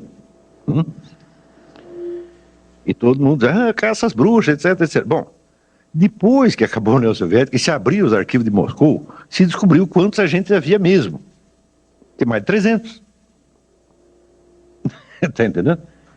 Então, muita gente que se fez de ofendido com aquilo, na verdade, não era ofendido. O próprio sujeito que estava denunciando a caça às bruxas era um agente soviético. Hoje, isso está esclarecido definitivamente, não é? No Brasil, não, porque nada do que nos últimos 12 ou 13 anos, o que os historiadores descobriam nos arquivos de Moscou são montanhas e montanhas e montanhas de fatos. E o que tem saído sobre isso no mundo é muita coisa. No Brasil não saiu nada até agora. Ninguém sabe de coisa nenhuma. Né? Outro dia, por exemplo, eu disse isso para a pessoa, porque tem 40 livros que mostram, livros que incluem um facsímile, todos os documentos e tal. A pessoa disse, você está defendendo o Joe McCarthy? Ai, que horror! Eu falei, mas como defendendo? Não se trata disso, é um negócio de história, já foi. Quer dizer, não posso tomar partido numa briga que já acabou quando eu tinha 5 anos de idade. Não é isso, né? É simplesmente, estou dizendo, olha, o cara disse que tinha 57, ele na verdade não sabia de nada. O McCarthy não sabia de nada. Ele acertou como é que se diz? No escuro. Você vê que pela sucessão de burrada que ele fez, ele não está sabendo, alguém assoprou a coisa para ele, e ele já, querendo fazer sucesso, sobe na tribuna da Câmara e mete a boca no trombone, tá certo? Mas ele não sabia, não tinha realmente prova de nada, entendeu? Então, quem não tem prova, se você tem uma denúncia de um crime e não tem prova, e não tem uma coisa certa, o que você faz? Você sai gritando? Não, você vai investigar, não é isso? Ele não investigou nada, já fez aquela barulheira toda na hora e se deu muito mal, é claro que tinha que se dar muito mal. E desmoralizou a sua própria causa. Está compreendendo? Mas o fato é que os agentes da KGB estavam lá mesmo, e hoje a gente sabe os nomes de todos eles. Vocês descobriram coisas absolutamente assombrosas nos últimos 10 anos. O público brasileiro ignora tudo isso. Existem uns 200 livros sobre isso, importantíssimos, que estão no mundo inteiro, estão dando um bafafá. Aqui não. Então eu não vejo muito capitulacionismo, porque por analogia, tá certo? Esse pessoal que quer muito apaziguar, quer passar a mão na cabeça de terrorista, eles não são apaziguadores, não. Eles estão do lado de lá mesmo. Eu quando li, por exemplo, essa notícia desses deputados que queriam o Tribunal Penal Internacional caçando lá o governo de Israel, você vai dizer, isso é capitulacionismo? Eu falei, nada, não me engana. Daqui uns anos você abre um arquivo, aparece, esse cara ele era meio do Al-Qaeda, tá aqui, ou então recebeu uma grana. Eu não tenho prova disso, estou falando por analogia apenas, tá entendendo? E como isso já aconteceu muitas vezes ao longo do século XX, eu suponho que esteja acontecendo de novo. E tem um outro lado, existe um sujeito chamado Jack Wheeler, é um escritor americano. Ele se faz a pergunta, por que tantos de nós, tanto nos Estados Unidos quanto em Israel, por que a gente sempre vive cedendo a esses caras? Por que a gente quase pede perdão a eles, deles baterem na gente, entendeu? Então ele disse, quer saber, eu vou contar uma história. No Amazonas, no Brasil, tem uma tribo de índios, quando nasce um bebê, né, a mãe, a primeira coisa que ela faz, ela coloca o bebê no chão e começa a chorar e dizer como o bebê dela é feio. Por que Deus mandou um bebê tão horroroso? Ela faz isso para quê? Para acalmar os demônios. Para os demônios ficarem com inveja, tá entendendo? E ele diz, olha, as classes intelectuais, as classes dominantes do Ocidente, elas cedem perante esse tipo de chantagem por este mecanismo primitivo de medo do invejoso. Veja, que coisa interessante. Ele não fala que o mecanismo básico é inveja. Não, é o contrário. É o medo da inveja, é o medo do mal olhado. Então você vê um sujeito falando mal de você, falando coisas horríveis, sendo injusto pra caramba. Você sabe que é injusto, mas você teme que aquela raiva que ele tenha de você te faça mal psicologicamente. E daí você pergunta, o que você quer, meu filho? Te dou tudo. É a base também da síndrome de Estocolmo, é isso, né? O medo do mal olhado. Então fala, faz o seguinte, você acredita em natural ou acredita em macumba? Você escolhe. Está entendendo? E eu acho que Deus está do teu lado, tu não tem que temer nada. Se você é cristão, você é judeu, você está defendido. Não tem esse problema. Agora, se você é cristão ou judeu, assim, nas terças, quintas, né? Terça, quinta e sábado, e é outra coisa, tá certo? Nos outros dias, você vai ficar com aquela dúvida, mas e se a raiva que o cara tem de mim, atrair os demônios, me pegar, etc, etc. Tudo isso é um raciocínio meio subconsciente. Claro que conscientemente ninguém aceita isso, mas a nossa alma tem muitas camadas, né? Então, esse tipo de sentimento maligno que esses caras têm, eles nos derrubam às vezes. Então você tem dois tipos, você tem os traidores e tem os caras que estão com medo do mal olhado. Deve ter outras explicações também, mas por enquanto foi essa que deu para arrumar. Flávio, tem várias perguntas, eu vou juntar num bloco aqui, que pedem que você comente um pouco a situação atual do conflito no Oriente Médio, Israel, os palestinos, e qual a solução, segundo o teu ponto de vista? Olha,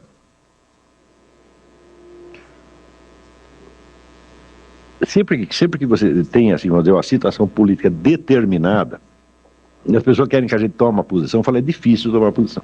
Primeiro, porque os termos com que as questões chegam ao debate público nunca correspondem ao que está verdadeiramente em jogo. Se você perguntar, por exemplo, você é a favor do Estado palestino ou é a favor de matar todos eles, botar todos eles para fora, a gente tem que responder. Eu sou claro que sou a favor do Estado palestino, eu não mato criancinha, não como criancinha, não bebo sangue, então eu também quero que eles tenham uma chance, etc, etc. Agora, eu cá entre nós, eu não acredito que esse seja o problema. Eu acho que tudo isso é pretexto. A partir da hora que você tem uma estratégia, vamos dizer, mundial, em que você vê conexões de organizações terroristas, que começa lá na Sibéria, passa pelo Oriente Médio e vai terminar aqui no Paraguai, eu falo, é claro que esse negócio de Estado palestino é um pretexto. Se não for isso, será outra coisa. Sempre haverá algo pelo qual eles vão culpar todo mundo e tentar fazer os outros sentir, como é que se diz? Sabe, essa inoculação de culpas e a inoculação do sentimento maligno, eles sempre terão um meio de fazer isso. Se você não os satisfaz, eles ficam cada vez mais revoltados. E os satisfaz, eles querem outra coisa. Portanto, assim correr, o bicho pega, se ficar o bicho come. É com isso que nós temos que aprender a lidar. Então, você é a favor do Estado palestino ou contra? Eu não sei. Eu não estou interessado. Eu estou interessado no que vocês estão fazendo aí. Com relação a isso, você faz do jeito que você quiser. Agora, veja, o sujeito que articula o debate, você pensa assim, se tem uma luta de boxe, né? Tem aqui, sei lá, o famoso clássico Cassius Clay contra Evander Holyfield. Qualquer um deles pode ganhar, não é verdade? Mas, o seguinte, a firma que promoveu a luta vai ganhar de qualquer maneira, né? Então é o seguinte, quem montou o debate? Quem equacionou os problemas, tá entendendo? Quem escolheu o candidato, quem escolheu as alternativas e está me formulando o problema. Esse é que é o gostosão por trás do negócio. Então, todo o equacionamento que nós vemos na mídia hoje é como se fosse realmente um problema de povo palestino. Agora, se para pensar, quantos países islâmicos existem? Qual é a extensão territorial deles? É imensa. E lá dentro, não tem um pedacinho para dar para os palestinos? Se eu fosse o governo brasileiro, bom, cedia um pedaço da Amazônia, que só tem macaco e tatu-bola, tá entendendo? Eles vêm tudo para cá, receberam você de braços abertos. Não é isso? Agora, tem lá um pedacinho assim chamado de Israel. Tá? Por que eles querem o pedaço justamente ali? Tá? Se não estavam lá, historicamente está comprovado que 100 ou 200 anos atrás não tinha palestino nenhum ali, isso nunca existiu. Bom, agora estão lá e precisam de um espaço. Eu digo, tá certo, a gente tem que quebrar o galho deles. Tudo bem. Mas existem tantas alternativas e tantas soluções para isso. Quer dizer, por que insistem neste ponto? É porque é um problema estratégico. E eu acredito assim no Ion Mihai Pachepa, quando diz o seguinte: olha, esse tal de Arafat, esse cara não é islâmico, coisa nenhuma, esse cara é um comunista, fui eu que treinei ele, ele tem uma estratégia, ele pensa como comunista, pensa como, vamos dizer, tipo comunista profissional, né? Existe eu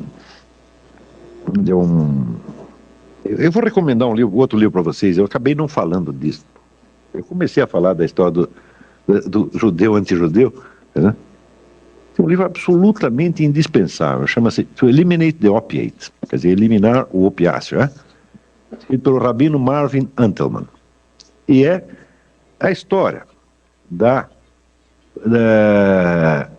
progressiva ruptura que vai acontecendo dentro da comunidade judaica a partir do surgimento de certas seitas gnósticas no século XVII, que vão entrar vão ser antepassados dos movimentos revolucionário de massa do século XIX e XX. Tá certo? E quando você vê a facilidade com que indivíduos, vamos dizer, de origem judaica vão entrando nesse negócio e acabam trabalhando contra o próprio povo judeu, uns de sacanagem, outros que não percebem, olha, é de arrepiar os cabelos. Tá? Então, como é a origem de um Trotsky? Como chega a acontecer um fenômeno Trotsky que nunca houve ao longo da história? Não é isso? Da onde surgem esses camaradas? É porque deu na cabeça? Não. Isso aí foi se formando, vamos dizer, como aconteceu dentro da Igreja Católica, mas mesma coisa. Né? O pessoal fala de crise da Igreja Católica, eu acho, quer dizer, até onde eu estudei, eu acho que o judaísmo está numa crise muito pior. Ele está muito mais ameaçado, e tem muito mais antagonismo interno do que você tem na igreja, no cristianismo. Eu acho que a situação não é nada invejável e não é para brincar, não. Você vê o sujeito Noam Chomsky, eu garanto que uma boa parte da comunidade judaica lá de Nova York ainda recebe o cara, ele é um dos nossos, senta aqui no colo e tal. Não, ele só quer que, sei lá, acabe o Estado de Israel, mata todo mundo. Tá certo? Põe todo mundo para fora, mas se tirando isso é boa gente. Entendeu? Como é que pode? Está entendendo? E essa coisa, vamos dizer, de carregar o traidor no colo, é coisa, só dois povos fazem isso tão bem, americano e judeu. São especialistas em fazer isso. Alimentar o seu próprio assassino, o seu próprio inimigo, falando, cuidado com isso, pode chegar até um certo ponto. Claro, a gente fala, todo mundo é humano, você não quer briga, mas calma lá. Agora não é mais brincadeira, é? Olavo, eu estou com muita pergunta aqui. Eu vou talvez te fazer uma questão, alguém também sempre buscando soluções, né? O que o senhor acha da tolerância como forma de resistência a todas as formas de totalitarismo, autoritarismo? Olha, essa palavra tolerância já se fez tanto crime em nome dela que é um negócio incrível, né? Porque você veja, a Revolução Francesa, que vinha em nome da tolerância, né? Ela, assim, nas primeiras semanas já matou 200 mil pessoas. 200 mil pessoas. A Inquisição Espanhola, que não foi nenhum doce de coco, o total de vítimas da Inquisição Espanhola são 20 mil pessoas em 4 séculos. Né? E a Revolução Francesa já faz 10 vezes isso em algumas semanas. Tudo isso é tolerância. Quer dizer, eu tenho medo dessas coisas, né? Lembra aquele negócio? Existe o que é a estratégia real e existe a ideologia, que é o discurso pretextual. Quando nós dizemos que o mundo, por exemplo, tem progredido no sentido da liberdade, eu digo não. O mundo tem usado um discurso mais liberal, quer dizer, nós, no plano das ideias, da ideologia, então nós reconhecemos certos valores democráticos, mas não quer dizer que isso seja a realidade do que se faz. Agora, se a pessoa toma a análise ideológica como se fosse a análise da estrutura política, muito bem. Eu digo, bom, tolerância, você diz aonde? A tolerância na esfera ideológica, nós vamos pregar a tolerância e nós vamos matar todos os intolerantes? É? Bueno, a gente vê isso. Né?